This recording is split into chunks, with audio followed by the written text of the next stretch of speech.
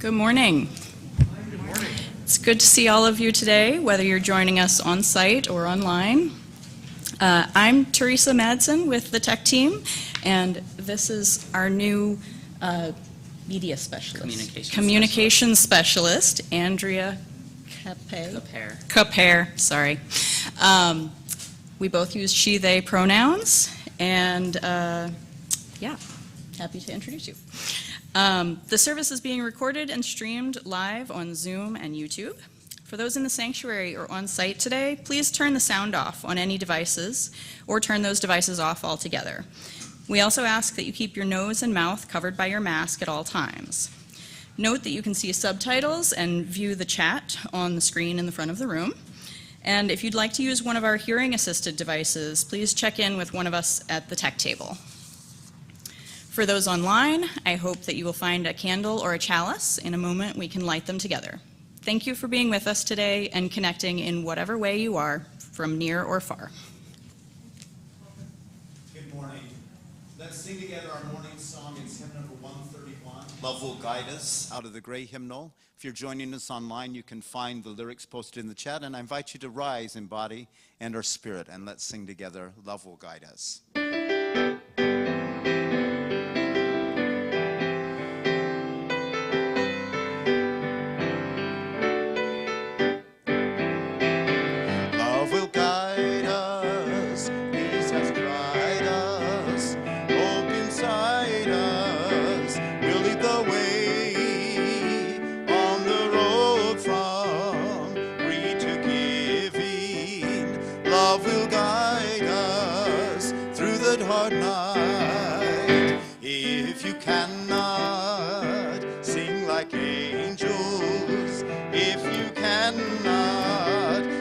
For thousands you can give from deep within you.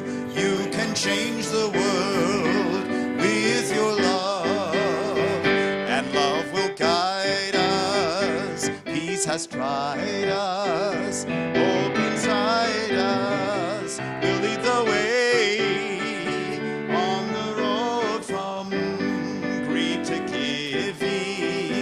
Love will guide us through the hard night.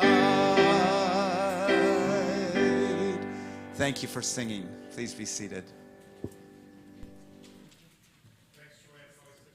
Start. Good morning. Welcome to the Olympia Unitarian Universalist Congregation worship service. We welcome each of you to this celebration of love and to this congregation. The OUUC community comes together in the mutual promises and possibilities of our covenant. We envision an interconnected world that is loving, just, and healthy. We commit to live out that mission to welcome and wonder, embrace and empower, bridge and become. We are so glad you are here. My name is Curtis Tanner. I use he, him pronouns, and I am a member of the worship arts team. Leading worship with me today is our guest worship leader, Lucia Wyss, Troy Fisher, our music director, Sarah Lewis, the director of Community and Faith Development, and Reverend Mary.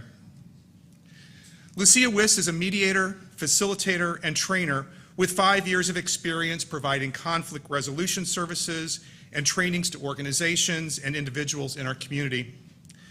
Lucia specializes in working with groups on collaborative communication, emotional literacy, restorative justice, and conflict resolution.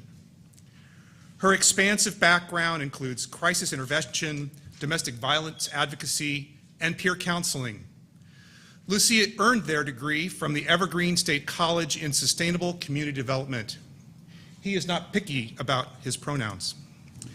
On a personal note, Lucia is a dear friend and respected partner in our shared ministry facilitating Our Whole Lives here at OUUC for middle school and high school youth.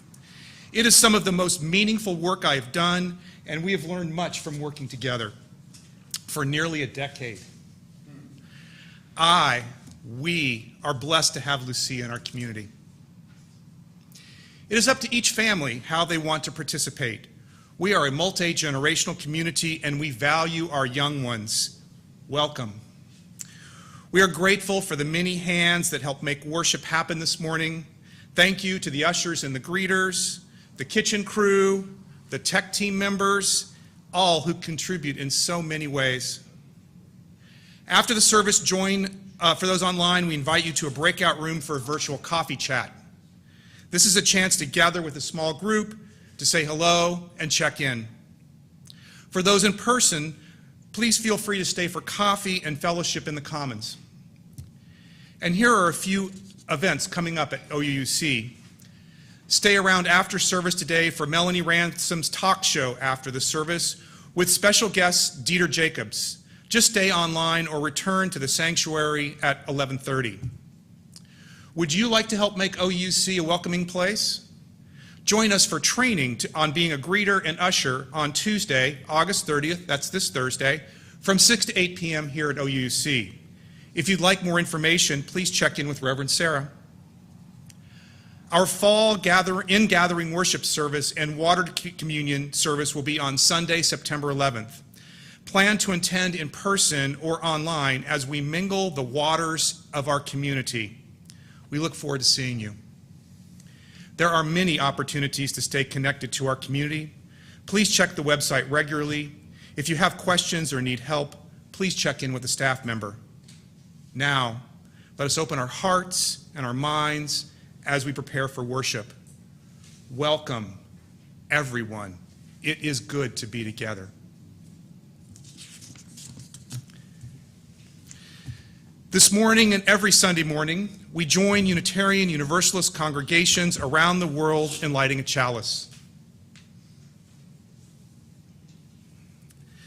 Please join me as we light our chalice from these words by John A. Burens and Forrest Church from their book, A Chosen Faith, An Introduction to Unitarian Universalism. Welcome to the Cathedral of the World. In the Cathedral of the World, there are many windows without number, some long forgotten, covered with many patinas of dust, others revered by millions, the most sacred of shrines. Each in its own way is beautiful. Some are abstract, others representational, some dark and meditative, others bright and dazzling. Each tells a story about the creation of the world, the meaning of history, the purpose of life, the nature of humankind, the mystery of death. The windows of the cathedral are where the light shines in. May this chalice, the symbol of our Unitarian Universalist faith tradition, remind us that not only light shines down upon us, but also out from within us.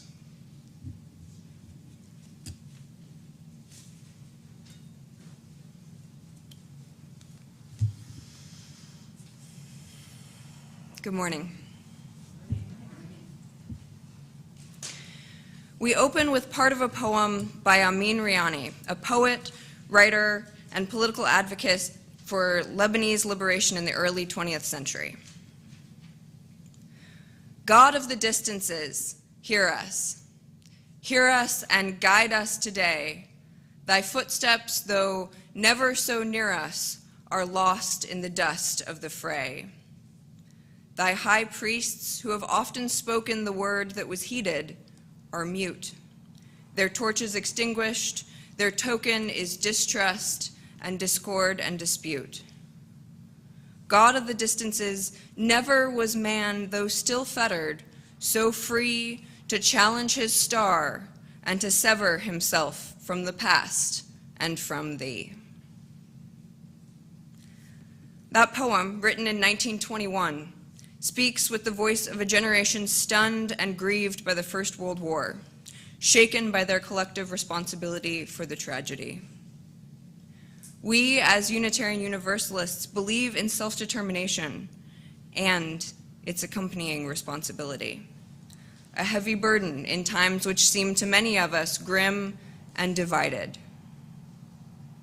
But we are not alone. We have the words of our forebearers, the wisdom of history, the beauty of poetry, and most of all, we have each other. Come, Let us join one another across distance and time to worship together. Let's sing together again out of the Teal Hymn Book, hymn number 1051, East St. Barnwell's We Are. And I'll just warn you that after you turn that page, keep your finger on it, because when we get down to the third line, we're going to flip it back and go back to the beginning page again. If you get lost, that's okay. You can flip back and forth several times. If you're online, you can find the lyrics posted in the chat, all in the correct order, and you don't have to flip any pages. I invite you to rise in body and our spirit, and let's sing together.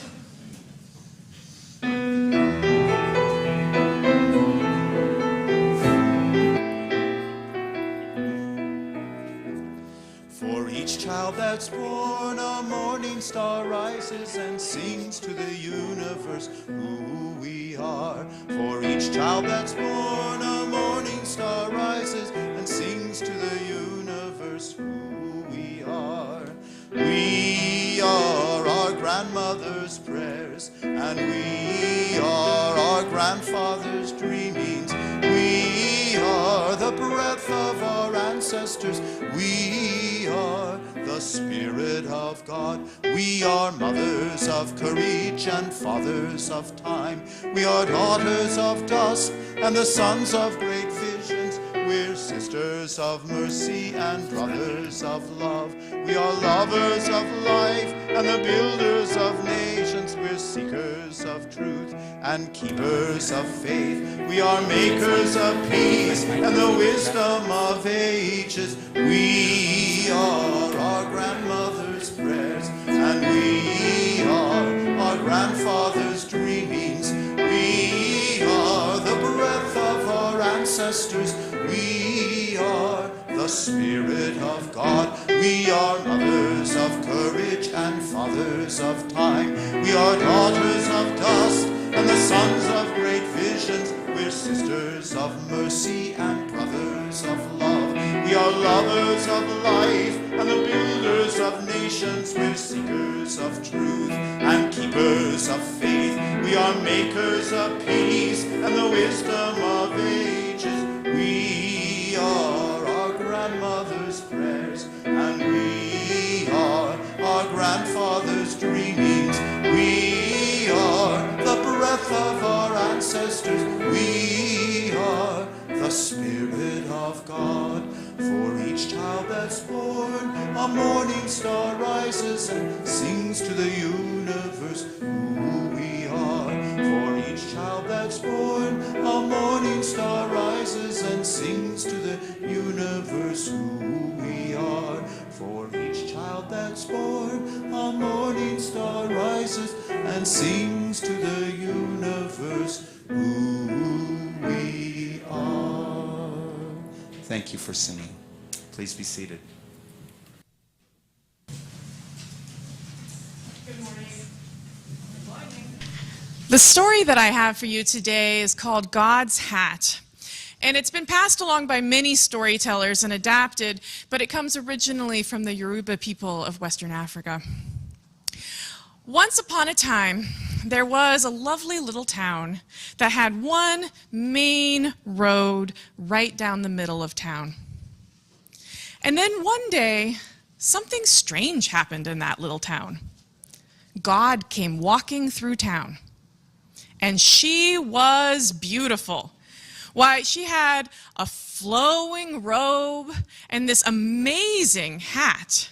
Everyone came rushing out to watch God go by. Until God passed along in the distance, they just watched. And after God was gone, someone said, "Oh boy, is God beautiful. And what a gorgeous blue hat God has." Someone else said, "Oh yes, God is beautiful, but you're wrong. It was a red hat." Someone from the other side of the road said, "No, you're wrong. It was definitely a blue hat."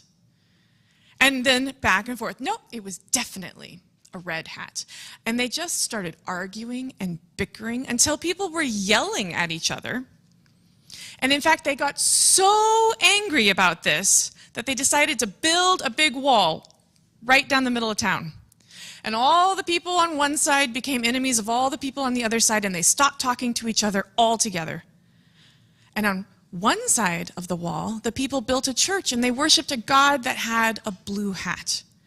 And on the other side of the wall, they built a church, and they worshiped a god who had a red hat.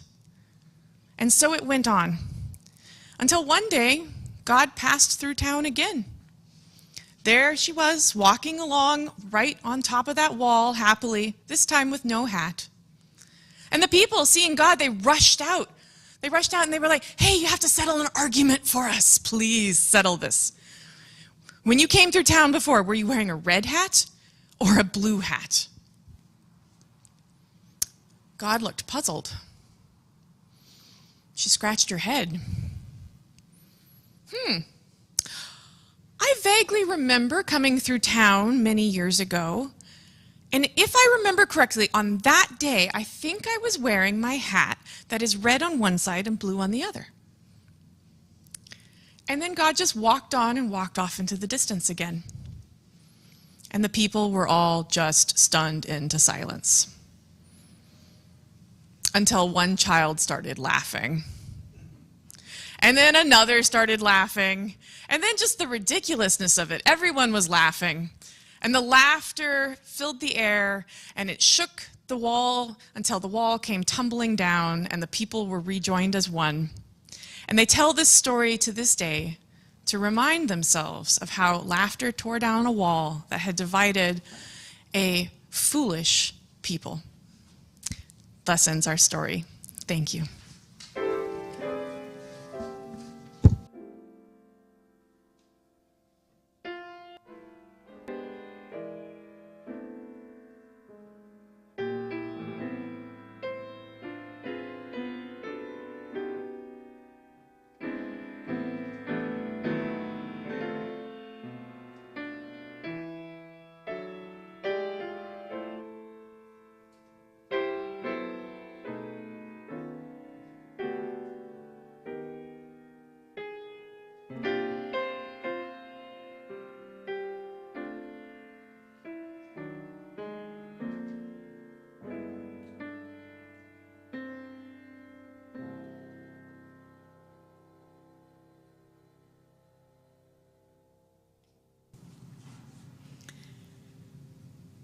Good morning.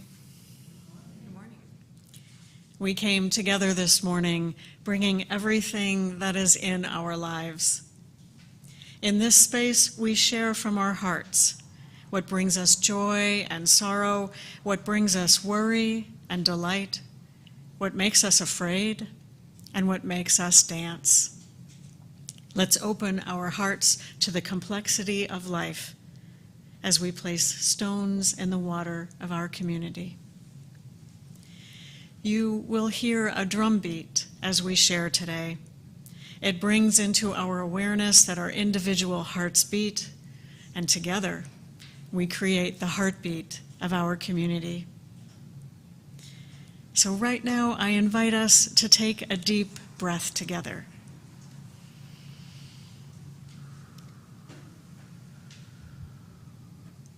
And let's open our hearts to receive the complexity of all that is in our lives and our community this day. Here is some sharing from our community.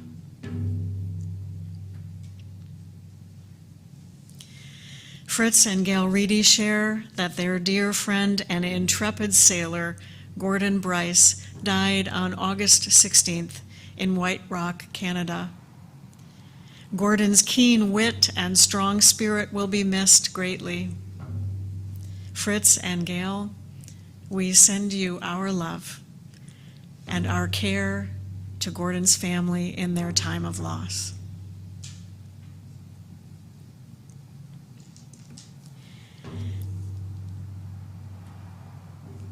Kathy and Larry O'Connor share that they will be moving to Bainbridge Island in about 3 weeks. They say it is a joy for them as they will be close to their youngest daughter, who will be moving back to Seattle in the next year. Larry and Kathy asked that we express their gratitude for all of the friendships and connections they've made at OUUC over the years, and that they will miss this community. Kathy and Larry, we send our love to you on this next phase of your journey.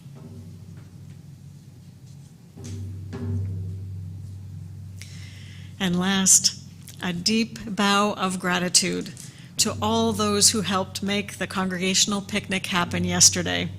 It was a joyous gathering of so many people, a glorious event filled with music and games and the laughter of children. A special thanks to Carmel Shields, Gail Reedy, and Sarah Lewis for their amazing vision and organization. And thank you to all who attended.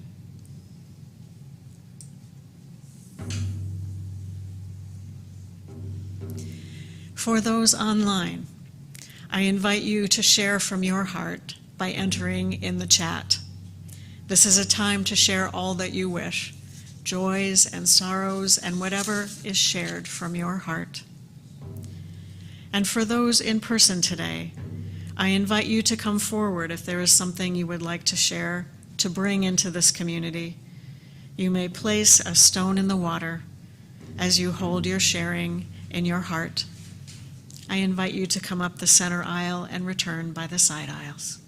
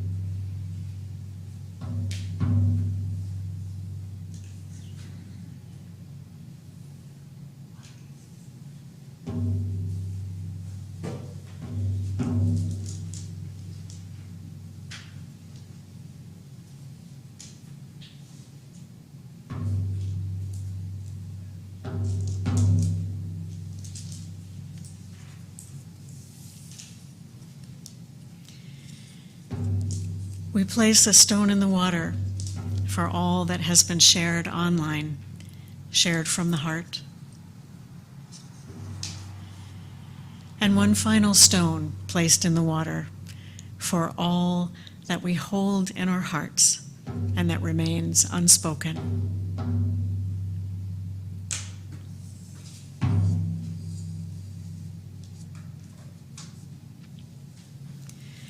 I invite you now into a time of reflection, prayer, and meditation. Spirit of life and love, great mystery from which we come and to which we return. Hold us in this moment. There are some here who come with sorrow and pain. May they know that they are seen and heard and held in love. There are some here who come in peace and stillness. May they know that they are seen and heard and held in love. There are some here who come with worry and tension. May they know that they are seen and heard and held in love. And there are some here who come with joy and celebration. May they know that they are seen and heard and held in love. Spirit of life and love, hold us in this moment, this wondrous, miraculous, precious moment as we move into silence together.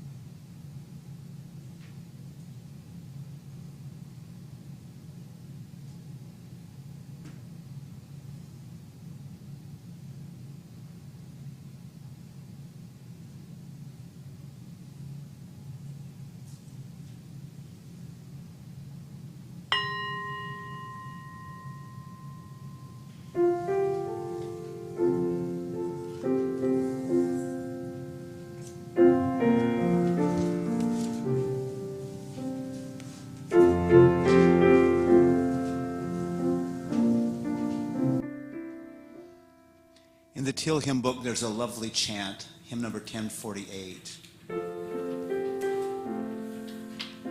Ubi caritas.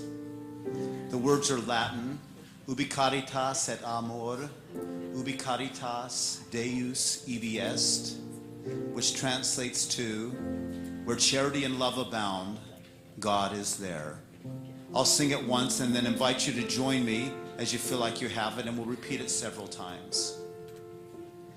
Ubi caritas et amor, ubi caritas Deus ibi est. Join in. Ubi caritas et amor, ubi caritas Deus ibi est. Ubi caritas amor, ubi caritas Deus ibi est. Ubi caritas et amor, ubi caritas. One last time. Ubi caritas et amor, ubi caritas Deus ibi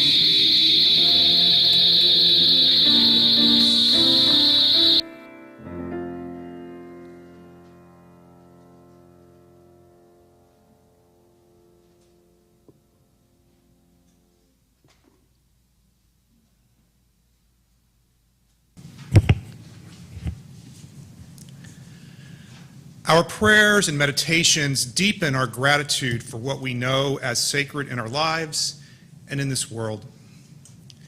Each Sunday, we express our gratitude by joining together in service to our community and to something greater than ourselves.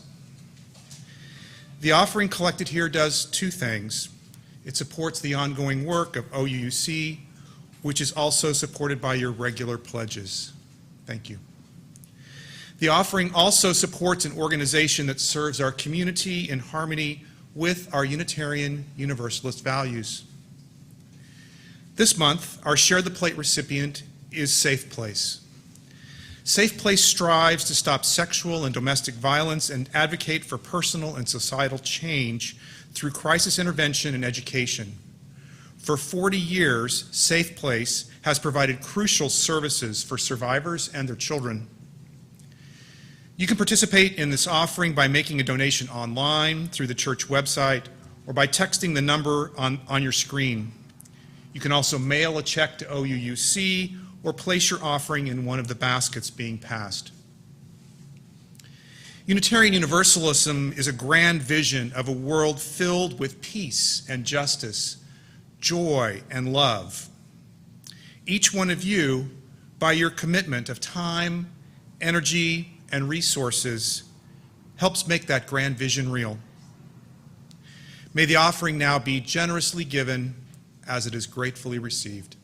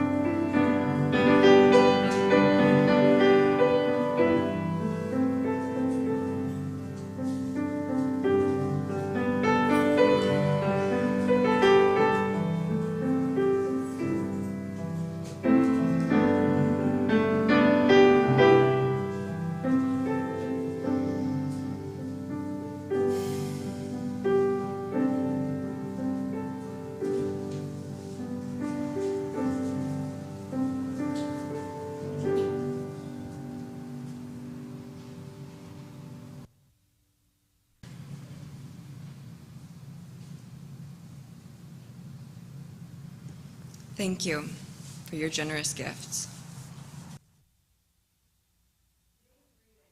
Is The Opposites Game by Brendan Constantine.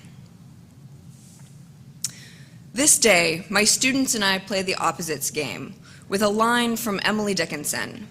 My life had stood a loaded gun, it goes, and I write it on the board, pausing so they can call out the antonyms.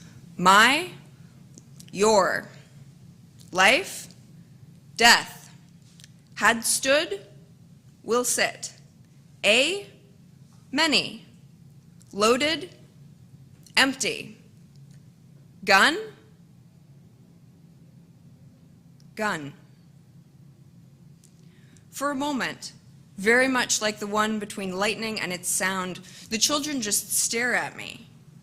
And then it comes, a flurry, a hailstorm of answers. Flowers, one says. No, book, says another. That's stupid, cries a third. The opposite of a gun is a pillow, or maybe a hug, but not a book. No way is it a book. With this, the others gather their thoughts, and suddenly it's a shouting match. No one can agree. For every student, there's a final answer. It's a song, it's a prayer, I mean a promise, like a wedding ring, or later a baby. Or, what's the person who delivers babies? A midwife? Yes, a midwife. No, that's wrong. You're so wrong you'll never be right again. It's a whisper, it's a star. It's saying I love you into your hand and then touching someone's ear. Are you crazy? Are you the president of Stupid Land? You should be. When's the election? It's a teddy bear, a sword, a perfect, perfect peach. Go back to the first one. It's a flower, a white rose. When the bell rings, I reach for an eraser, but a girl snatches it from my hand. Nothing's decided, she says. We're not done here. I leave all the answers on the board. The next day, some of them have stopped talking to each other. They've taken sides. There's a flower club and a kitten club and 2 boys calling themselves the Snowballs. The rest have stuck with the original game, which was to write something like poetry.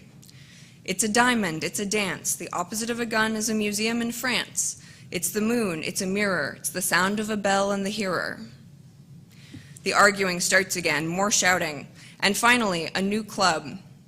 For the first time, I dare to push them. Maybe you're all right, I say. Well, maybe. Maybe it's everything we said. Maybe it's everything we didn't say. It's the words and the spaces for words. They're looking at each other now. It's everything in this room and outside this room and down the street and in the sky. It's everyone on campus and at the mall and all the people waiting at the hospital and the post office. And yeah, it's a flower too. All the flowers, the whole garden. The opposite of a gun is wherever you point it. Don't write that on the board, they say. Just say, poem. Your death will sit through many empty poems. This concludes our reading.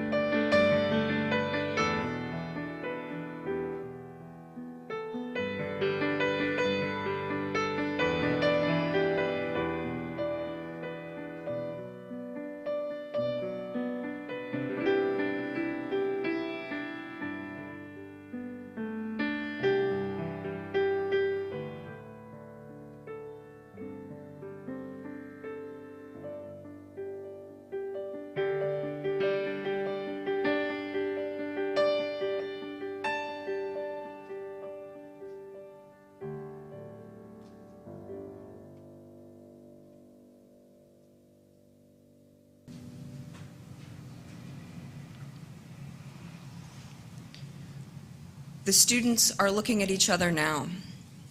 It's everything in this room and outside this room and down the street and in the sky. It's everyone on campus and at the mall and all the people waiting at the hospital and at the post office. And yeah, it's a flower too. All the flowers, the whole garden. The opposite of a gun is wherever you point it. This is not a sermon about gun control. Though when I spoke to Brendan about it, he shared that this poem periodically gets a bump in attention after a new tragic shooting. A fishhook for a poet's heart. Thank you, Brendan, for sharing your words with us. What grabbed me about this poem was the instant balkanization around the concept of an opposite that was less than cut and dried. This is a sermon about the gray area, the mess of life, the opposing sides, and the middle way between them. As children, we learn about opposites from our earliest forays into language. Up, down, in, out, big, little. Our picture books are full of big black cats on top of the table and little white mice underneath it. And if you want to understand how deeply our facility with opposites runs, ask a 4-year-old whether the opposite of a cat is a mouse or a dog. I've been working as a mediator and a conflict resolution professional for 6 or so years now, and in my role I am frequently, if not always, called to sit in the middle of people or groups sharing opposing views, to help all people express their experience of truth and be heard for that truth. You've heard the saying, no one grows up in the same family. It's a fundamental human reality that 2 people can share an experience and come away with entirely different understandings of what happened and what was true. As in the story that Reverend Sarah shared, one that I love, what we know for a fact, what we saw and heard and what it meant, is not always what our nearest and dearest know for a fact.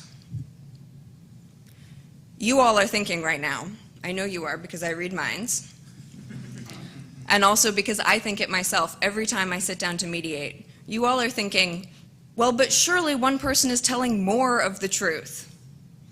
In the story, there turned out to be a truth, which was that both were true. Surely there must be somewhere an objective truth to be had. The last few years have given us a crash course on the trials and dangers of living in what some have called a post-truth world. I'm not here to suggest to you that there is no such thing as fact. I'm here to remind you that there are realms of human truth, questions of what is truly moral, truly right, or truly valuable, about which we have always had disagreements. We have not suddenly lost the ability to agree on these topics. We never had it. I hate this. I hate that this is true. I want there to be a single truth every time. Every time I sit down to mediate, my brain immediately starts trying to decide what's true and who is in the right. Well, earlier he said 6 months, and that doesn't seem reasonable to me, so I'm not sure he's telling the truth. But that thing she asked for earlier, does that really fit with the rest of her story? Maybe she's the one lying or delusional. People often tell me that my work must be difficult, and it is. But the most difficult part is not the tears or the anger. It's holding space for multiple perspectives of truth to be considered of value. If you, right now, are vibrating with frustration, welcome to the experience of every student I've ever taught mediation. As Unitarian Universalists, we covenant to affirm and promote the free and independent search for truth and meaning. And it follows we must also embrace multiple truths and multiple meanings. Otherwise, why search for them? As I was preparing for this sermon, I considered a number of political and ideological opposites to discuss. And it was not until I talked it over with Curtis that he reminded me I had forgotten the existence of gender, as I am wont to do. Here is an excellent example of how opposites that seem obvious and inherent to some simply don't exist for others. Naomi Alderman writes, "Gender is a shell game. What is man? Whatever a woman isn't. What is a woman? Whatever a man is not. Tap on it, and it's hollow. Look under the shells. It's not there." We are incurably habituated to look for opposites, for difference, and to define ourselves by contrast. What is a young person? Well, it's not being old yet. What is an American? It's not being from anywhere else. What is one of us? Well, it's not being one of them. We sort ourselves like our lives depend on it, and sometimes they do. Friend or foe, the guardsman asks. There is danger in the world. I am not here to say we do not have enemies. And yet, when we define ourselves by our enemies, we lose not only the possibility of collaboration, but also the possibility of growth. What if, once in a blue moon, your opposite made a good point, said something you could learn from? Who else will consider the possibilities of contradictory truths, if not us? Who will look in the gray area for us? God of the distances, never was man, though still fettered, so free to challenge his star and to sever himself from the past and from thee. Whether or not you believe in a God of some description, or a Mother Earth spirit, or some other arbiter of the universe, we, like Riani's generation emerging battered from the First World War, know that there are choices no one will make for us. Our trials and our truths are in our own hands. Where do we acknowledge the possibilities of the gray area? The rejection of the binary, the paradox of an enemy who is also a teacher. Who's going to do it for you? Me? God? Your mother? Are you the president of Stupid Land? You should be. When's the election? It is unnatural, yet vital, to live sometimes in the middle space, to hold the possibility that all things are true, or the truth that all things are possible. People talk sometimes about taking the middle road. The way between 2 points of opposition is often not so definite as a path or a road, certainly not as righteous as the high road, nor as useful as the low road. In fact, perhaps the only thing it has to recommend it is that the middle way is full of flowers. All the flowers, the whole garden, as the poem goes. The opposite of the truth can be whatever you point it at. So be careful where you're waving that thing.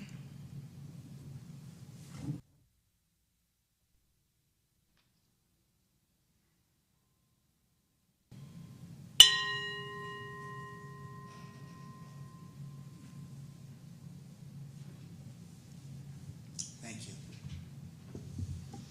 Let's sing together again out of the Gray Hymn Book, hymn number 297, The Star of Truth. If you're joining us online, you can find the lyrics posted in the chat, and I invite you to rise in body and or spirit.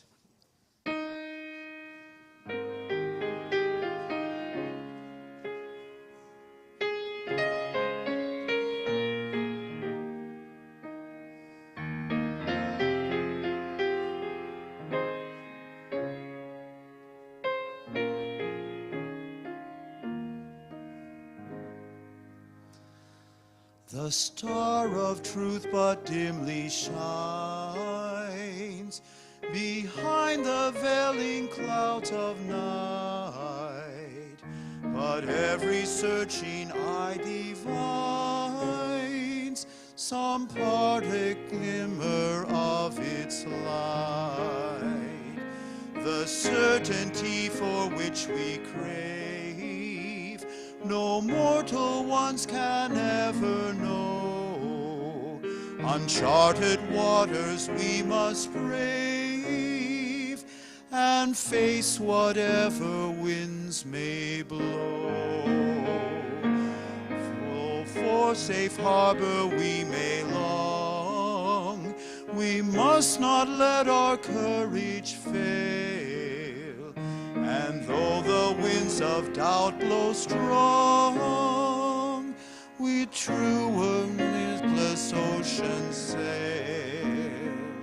From honest doubt we shall not flee, nor fetter the inquiring mind.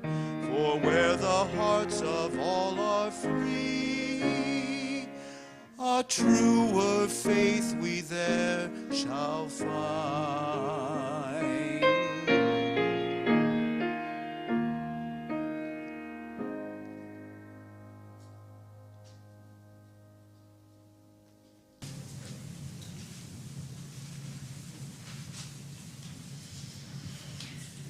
As we extinguish our chalice, I want to share a bit more of Riani's poem, which is much longer than the single stanza I read. But it ends thusly. Forever the distances call us, the distances veiled of the dream, and we come whatsoever befall us, our pledges and thine to redeem. We come, and though often we altered our course at the gates of dismay, we never looked backward or faltered. We never regretted our way. I invite you into the difficult, rewarding work of the middle way and close with these words from Hugh Prather. There are no absolutes for something so relative as human life. May it be so. So let it be. Let's rise and join together in singing our unison benediction.